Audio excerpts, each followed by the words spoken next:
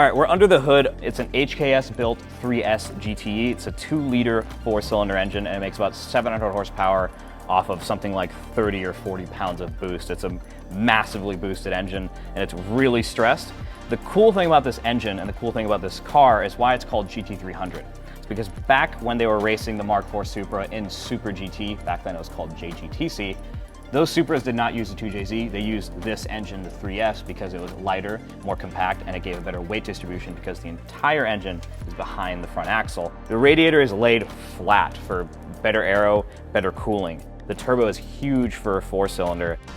This is something they really like from that era, is the engine damper. You see that? That literally, when the engine is torquing, that just stops it instead of being a harder engine mount. It's like a weird compromise they came up with back then that sort of worked, but it was mostly like an aesthetic thing. You also have this massive like chassis brace that's basically, it's bolted in through the strut brace, but that's huge, and it's just adding rigidity to the front end.